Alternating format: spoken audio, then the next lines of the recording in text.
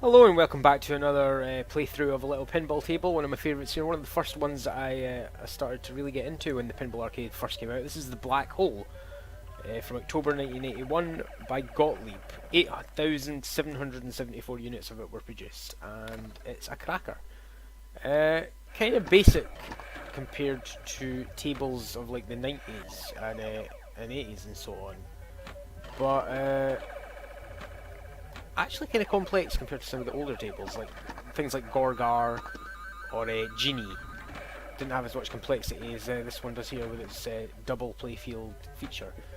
I'll show that off when I hit the ball up that gravity tunnel that I just fell short of there, when you'll see the second playfield of the Black Hole pinball table set inside the middle there, but unfortunately you'll see me lose my first ball before we can get a sight of that.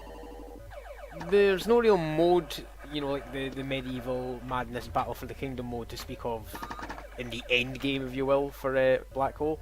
It is more about just getting as large a bonus as possible, mainly through the black and hole drop targets you can see in the top left and top right of the table. They will allow you a chance to double if you hit one bank of them, and triple if you hit both the eventual bonus you receive from the lower playfield. So generally when I'm starting a game of Black Hole, that's my first effort to try and clear both banks. If you drain a ball while either the entire black or entire hole section has been hit by yourself, the bank of targets you've hit will carry over to your next ball. If however you drain both black and hole, sorry, not drain, hit all the targets in both black and hole and then drain your ball, you'll lose both of them, which is kind of sneaky, kind of punishing. You can see we've almost completed hole here. Don't think I can go for the E shot with this set of flippers, so we'll just hit the L. A little nudge there to save myself. Just the C and K to get there. Once I've hit the black and hole targets, I'll drop the ball into the lower playfield so you can see what that involves. Only one more layer to get on black, so a little nudge to control the ball. Should be able to get the E here. Nope, short of that one. Now, if I dream ball, I'll have the good fortune of keeping that black panel lit for the next one, but I'm just going to go all out and try and get the entire word spell. Again, just a little bit too short. Again, too long there.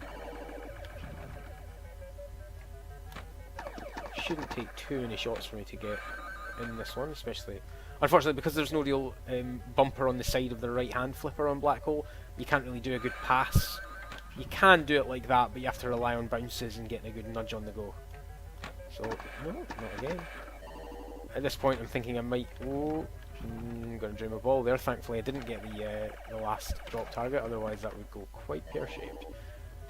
But hopefully I'm going to need to do it on this. Black Hole's quite stingy for giving you extra balls. It's not easy, it's possible, but compared to something like, a Medieval Madness or any of the newer tables, they really come at a premium. You have to go through a long-winded process to get to them.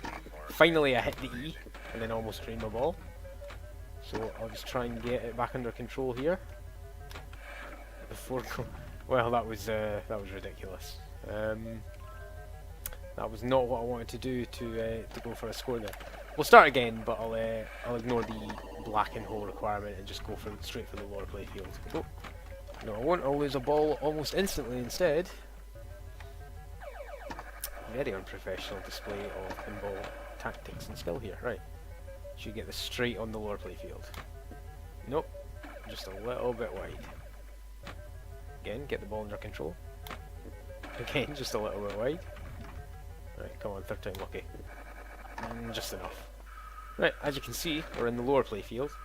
The score that we're building up at the bottom here is separate from our actual main score of the table. As you can see, I've got 19,220 for my overall score, only 110 for the lower playfield bonus. But it is all about building this up, and like I say, hitting the black and hole targets to get a triple bonus on that score. As you can see, I've locked the first ball for the multi-ball feature. Again, multi-ball, like extra balls on Black Hole, it's not easy to get to. It's quite a long-winded process to lock the 2 balls and then to activate multi-ball.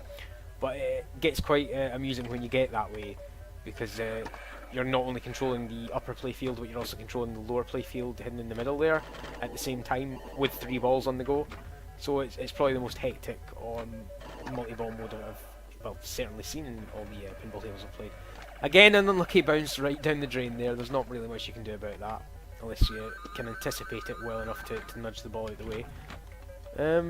Well, that's been 2 fairly inept displays of Black Hole, but I like to think I've shown off the basics of how it works. Just unfortunately we couldn't get a good score on the go. Thanks for watching though. See ya.